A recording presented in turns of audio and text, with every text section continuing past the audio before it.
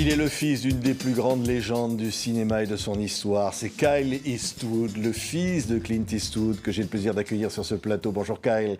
C'est un concert absolument extraordinaire que ce Eastwood symphonique, parce que au fond, ce qu'on peut entendre dans le disque dont on va parler, ou ce qu'on peut entendre sur scène, c'est une transmission entre un fils et son père, qui est une légende du cinéma, mais qui vous a appris à aimer le jazz, à aimer la musique.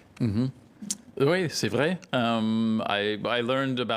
appris le jazz et la musique par ma mère, mon père, et sur le cinéma aussi, j'ai tout appris. Donc, il faut que je le remercie pour m'avoir formé le goût en musique et au cinéma. Oui, on va voir des images comme ça d'un concert au Grand Rex, parce que se retrouver à Paris comme ça, avec l'orchestre de la garde républicaine, c'est quelque chose d'extraordinaire, Kyle. Yeah, I'm looking. J'ai hâte de le concert mercredi soir, and the Grand Rex is actually quite a special place. C'est vraiment un endroit extraordinaire pour mon père aussi, parce que je crois qu'une grande partie de ses films ont eu leur première là. Et pour une poignée de dollars dans les années 60, c'était au Grand Rex. C'est un endroit très spécieux. Ouais. Oui, c'est un endroit absolument extraordinaire. Si je vous dis Ennio Morricone, John Williams, Clint Eastwood, bien sûr, Michael Stevens et vous, Kyle Eastwood, on va entendre un extrait de cet album que je vous présente, qui est absolument incroyable, avec l'Orchestre national de Prague notamment, et votre quintette, qui joue comme ça cette ouverture d'Eastwood, et qui est finalement un medley de grandes musiques de votre père. Kyle, on retrouve là quelque chose de mythique dans cette musique. Yeah, I mean, I think, Ennio Morricone's music has become la musique de Morricone est devenue emblématique. C'est la marque de fabrique des westerns des années 60. Sa musique a changé la musique des films de western. Je crois que la musique pour les films en général. Et je suis très heureux de jouer cette musique d'Ennio Morricone et d'Alo Schifrin, un peu de John Williams aussi qui est sur ce disque. Et je suis très content d'être dans ce mix avec ces compositeurs extraordinaires. Ouais, écoutez ce que ça donne. Musique de film mythique, le quintet et le grand orchestre.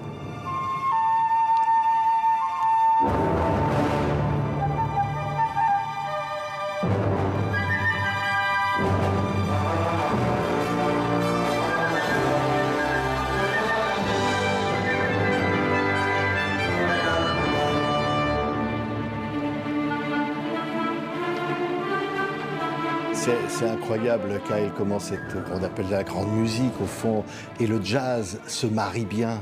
Comment toutes les deux vont bien ensemble. Oui, bien sûr, le jazz et la musique symphonique, ça ne marche pas toujours très bien ensemble, mais l'idée était de réinterpréter la musique et de faire que l'orchestre de jazz soit là et que l'orchestre symphonique puisse l'accompagner.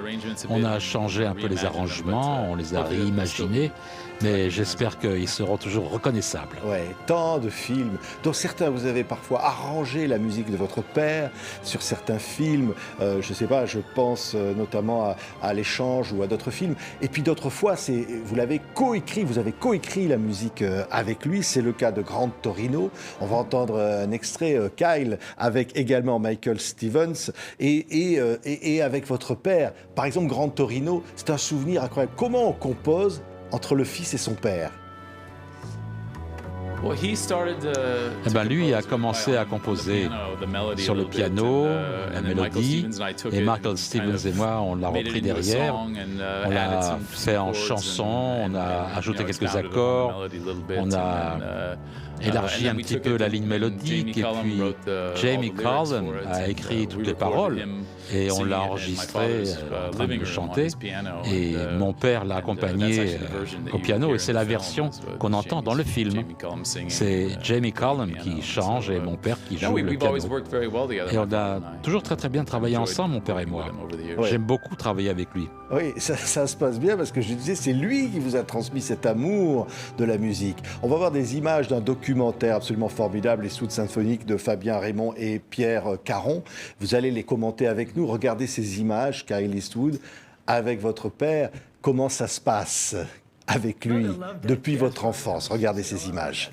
Okay. And so I said, great. You won't mind if I play it on your piano, will you? And I still have the piano. And it was fun. I went to a party, and some guy was playing some boogie thing, and all the chicks were hanging around the piano, and I was kind of a bashful kid at that point in life, and I said, "Geez, I can do that." So I went home and started playing. I figured if he could get all the gals around the piano, maybe I could cull a few. Voilà, donc évidemment, c'est toujours émouvant d'entendre votre papa. C'est dire que d'abord, c'est votre père. Pour nous, c'est tellement mythique, Clint Eastwood. On a conscience de ça, que son père est quelqu'un de mythique. Je crois que j'ai appris que mon père était quelqu'un de mythologique, de mythique, très jeune, mais tout d'abord et avant tout, c'est mon papa. Et c'est comme ça que je pense à lui. Oui, bien sûr, c'est un acteur, une star du cinéma ensuite, mais j'ai appris qu'il avait un autre emploi que l'emploi habituel des papas de mes copains. Quand je l'ai vu très jeune chanter à la télé et sur l'écran cinéma. Oui, je me suis rendu compte qu'il était un peu différent. Oui, ça c'est clair. Hein. Tiens, on va avoir un extrait de ce documentaire et là on parle de la route de Madison quand vous écrivez la musique du film avec lui. Regardez. Yeah, I was on the Johnny Hartman kick on that movie. I remember when I was a teenager and I took this girl to San Francisco to see Dizzy Gillespie Orchestra, 17-piece band. We were watching the band playing, a lot of Dizzy and stuff. It was great. But then there was this guy sitting there all the time, just in the corner, just sitting there waiting. I didn't know what the hell his purpose was. And then finally, after quite a bit of playing, they did this ballad. And he came out and his voice comes out of this guy. Yeah, I know, it's amazing. But this girl I was with was going, hey, you know, this guy could really sing. So I dug out some Johnny Hartman records and used it for a romantic scene and put it in there. And then kept it in the movie as a theme as well. La route de Madison, on l'écoutera tout à l'heure, comme ça, voilà. Tout ça est sur cet album absolument incroyable, Kyle.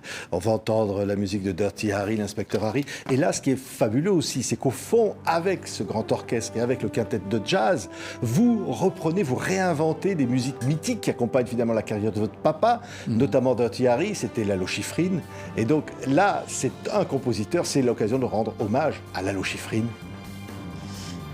Yeah, well, the album is Oui. l'album est un hommage à mon père, mais c'est un hommage aussi à le grand compositeur qui ont créé la musique de ces films. So, c'était un grand plaisir pour moi de payer hommage à Lalo. Ouais, Lalo Schifrin, écoutez la musique de Dirty Harry.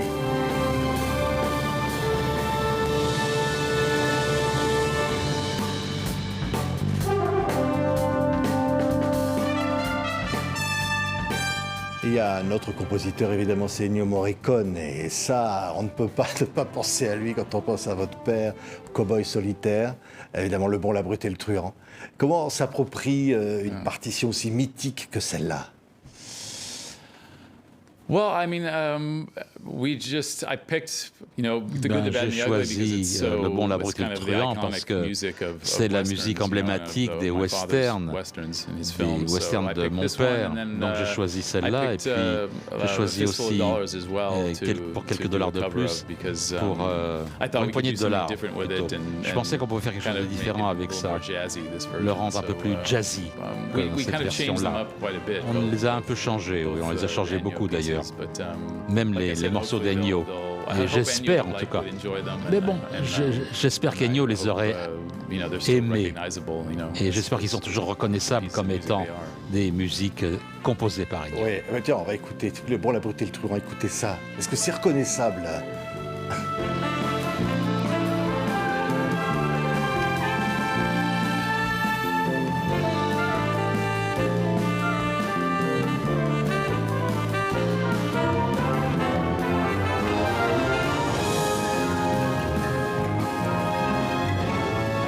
Et puis pour une poignée de dollars, à $6 on va l'entendre. Ça, c'est encore vous, c'est Kyle qui réinventait Ennio Morricone. C'est mythique tout ça, c'est absolument dingue finalement comment ces musiques sont entrées dans l'imaginaire, dans la culture du monde. Ennio's music. Oui, la musique d'Ennio Morricone a changé la façon dont la musique était composée pour le cinéma, et principalement pour les westerns.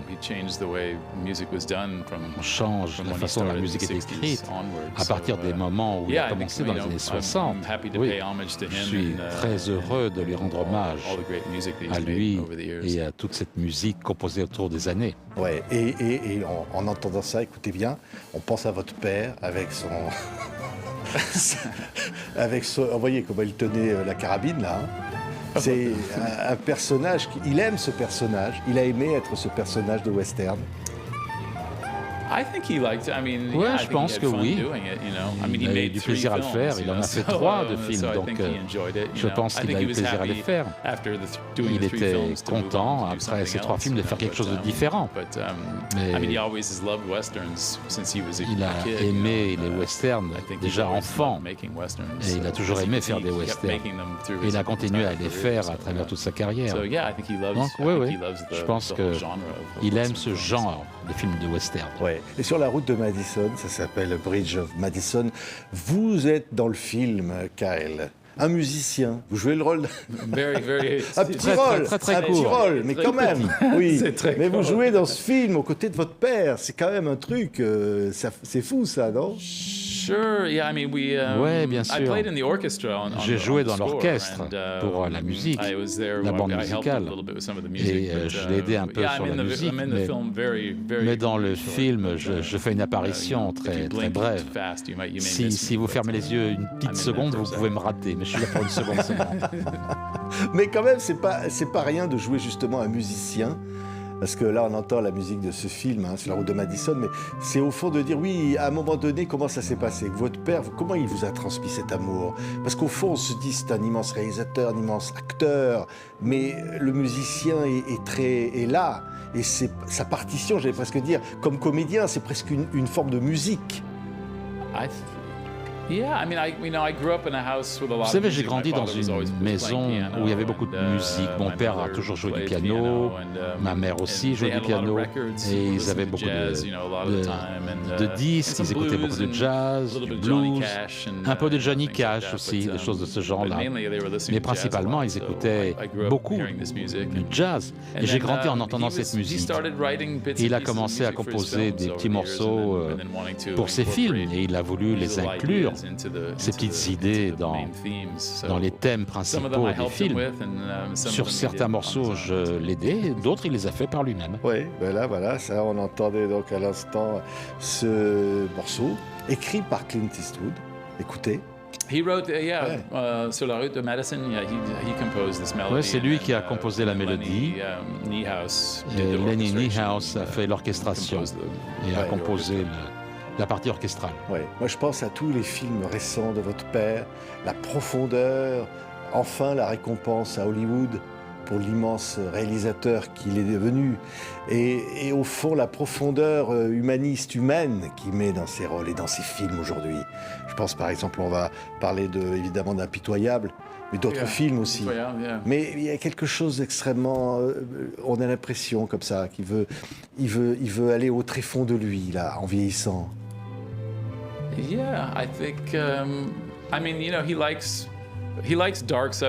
Il aime les sujets sombres parfois, oui.